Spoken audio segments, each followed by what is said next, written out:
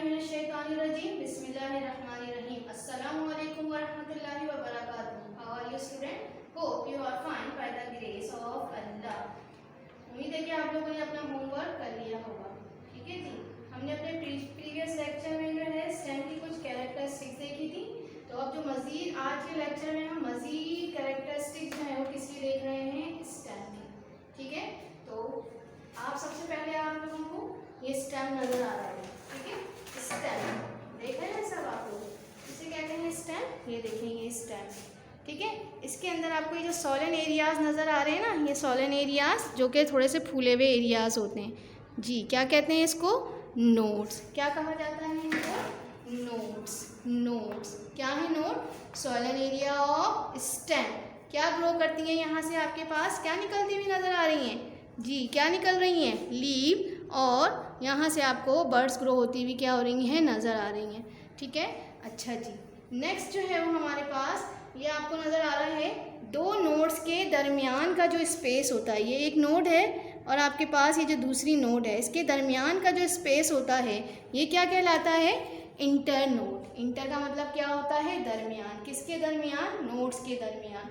तो space between two conjugative nodes are known as internodes. हमारे पास दो नोड्स के दरमियान का जो स्पेस है वो क्या कहलाता है? Two conjugative nodes. ठीक है जी, अच्छा जी। कुछ यंग स्टेम्स होती हैं हमारे पास, पीछे हमने अपने प्रीवियस लेक्चर में डिस्कस किया था यंग स्टेम्स के बारे में, जो कि क्या होती हैं? ग्रीन कलर की होती हैं। क्यों नज़र आती हैं ग्रीन? क्यों? क्योंकि ग्रीन कलर किसकी वजह से होता है? क्लोरोफिल की वजह से। क्लोरोफिल की वजह से यंग स्टेम्स जो होते हैं वो क्या होते हैं? ग्रीन होते हैं। ठीक है, इसी तरह स्टेम्स के अंदर क्या मौजूद होते हैं? स्टोमेटा। क्या है स्टोमेटा? टाइनी होल्स हैं। क्या काम करते हैं? टाइनी होल्स में छोटे छोटे से सुराख मौजूद होते हैं। और काम क्या होता है इनका? किसके लिए, किस चीज़ के लिए काम आते हैं? For exchange of gases. गैसों का जो तबादला होता है, कौन सी गैस? ऑक्सीजन और कार्बन डाइऑक्साइड। इनका जो तबादला होता है वो किसकी वजह से होता है? इन्हीं टाइनी होल्स की वजह से, जिसे हम क्या कहते हैं? स्टोमेटा।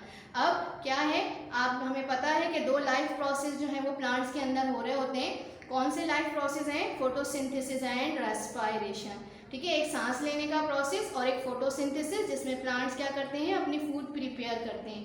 तो सांस लेने के लिए उन्हें कौन सी गैस जो है वो उनकी बॉडी के अंदर जाती है? ऑक्सीजन। और कौन सी गैस बाहर आती है? Carbon dioxide. और इसी तरह से फोटोसिंथेसिस के बारे में भी आपने पढ़ा, जिसमें फूड मेकिंग प्रोसेस है। इसके लिए उनको कौन सी गैस चाहिए होती है? कार्बन डाइऑक्साइड, जो उनकी बॉडी में जाती है, और बाहर कौन सी गैस आती है? कौन सी? ऑक्सीजन। तो ये गैसेस का जो तबादला है किसके जरिए होता है प्लांट्स में? टाइनी होल, जिसे हम क्या कहते हैं? स्टोमेटा।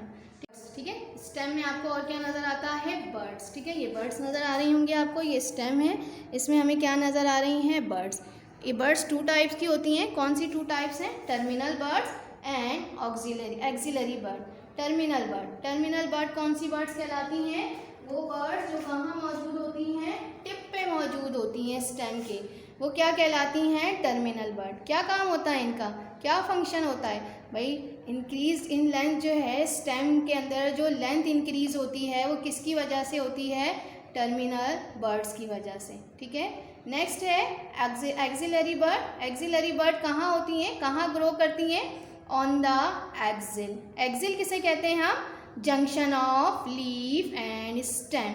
वो जगह, वो पॉइंट जहाँ पर क्या है? लीव और स्टेम मिल रहे होते हैं, उनको हम क्या कहते हैं? एक्सिल कहते हैं। ठीक है, तो ये आपको नज़र आ रही होंगी एक्सिलरी बर्ड। ठीक है, ये जो बर्ड्स निकल रही हैं इनको हम क्या कहते हैं? Axillary birds. कहाँ पर मौजूद हैं? जंक्शन है किसका? लीफ और स्टेम का। ठीक है, यहाँ से जो बर्ड निकल रही हैं इसे हम क्या कह रहे हैं? Axillary bud. इसी तरह से जो टिप पे जो बर्ड्स निकलती हैं, टिप्स पे जो बर्ड्स मौजूद होती हैं, इस प्लांट में तो नज़र नहीं आ रही हैं आपको, लेकिन बहरहाल टिप पे जो बर्ड्स मौजूद होती हैं, जिसकी वजह से स्टेम जो है वो अपनी लेंथ इंक्रीज़ करता है, वो क्या कहलाती हैं? Terminal birds. ठीक है, टर्मिनल बर्ड से क्या होता है?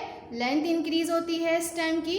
और एक्सिलरी बर्ड से क्या होता है? New branches and flower grow from it. जो न्यू शाखें निकलती हैं, नई शाखें निकलती हैं, और जो फ्लावर्स निकलते हैं, फूल निकलते हैं, वो कहाँ से निकलते हैं? एक्सिलरी बर्ड से।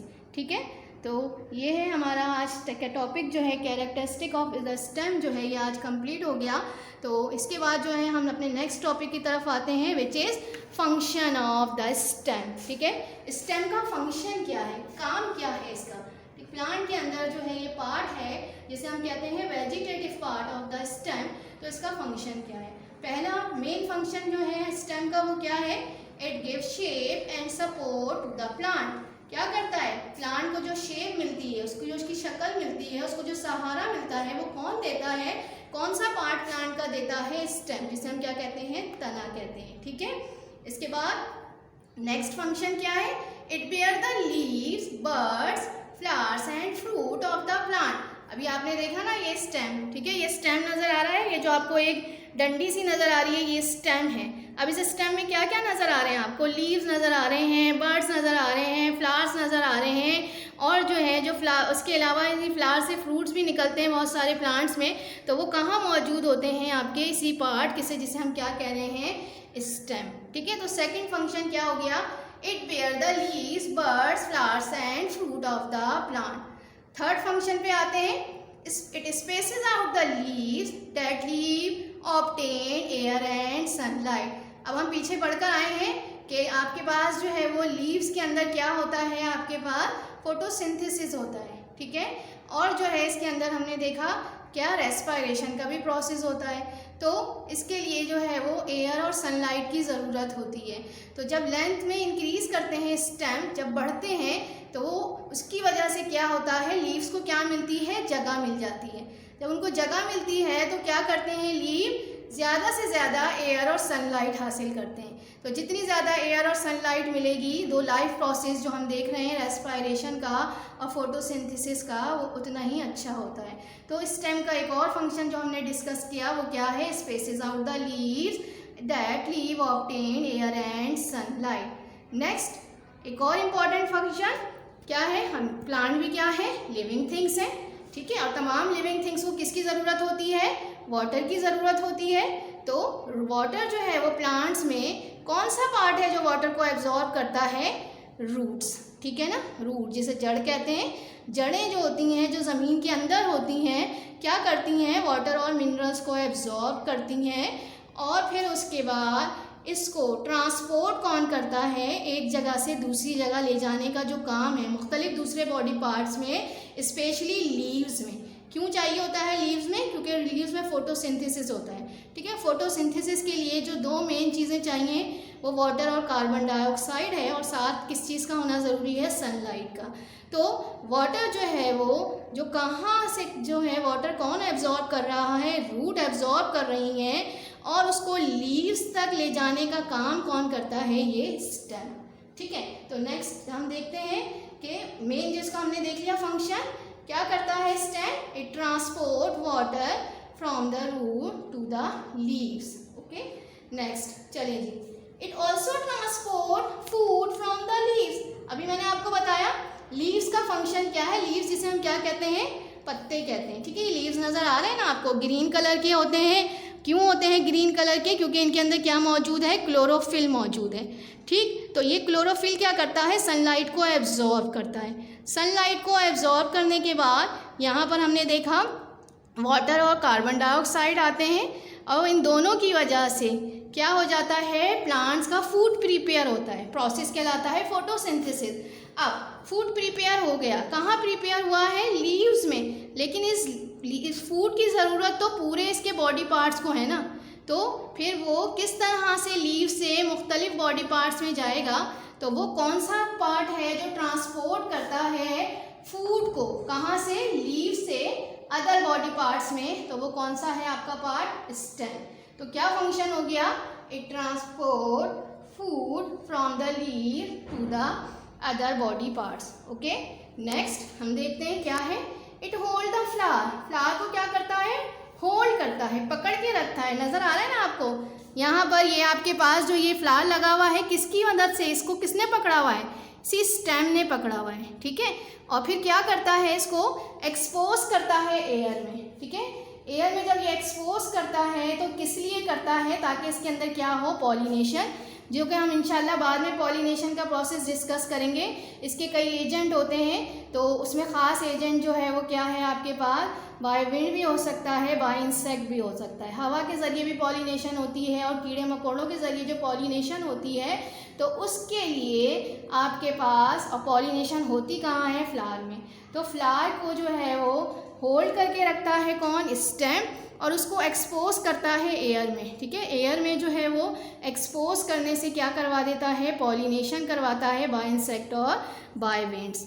नेक्स्ट इसका पॉइंट हम देखते हैं, नेक्स्ट फंक्शन देखते हैं क्या है, यंग ग्रीन स्टेम। पीछे हमने देखा यंग ग्रीन स्टेम क्या होते हैं, ग्रीन कलर के जो स्टेम होते हैं उनमें क्या होता है, फोटोसिंथेसिस। अभी कई दफ़ा मैंने वर्ड यूज़ किया फोटोसिंथेसिस, यानी कि फूड मेकिंग प्रोसेस। प्लांट्स अपना फूड खुद प्रिपेयर करते हैं और उसको प्रिपेयर करने के लिए क्या होना ज़रूरी है, क्लोरोफिल। और क्लोरोफिल जो है वो आपके पास ग्रीन कलर का पिगमेंट होता है।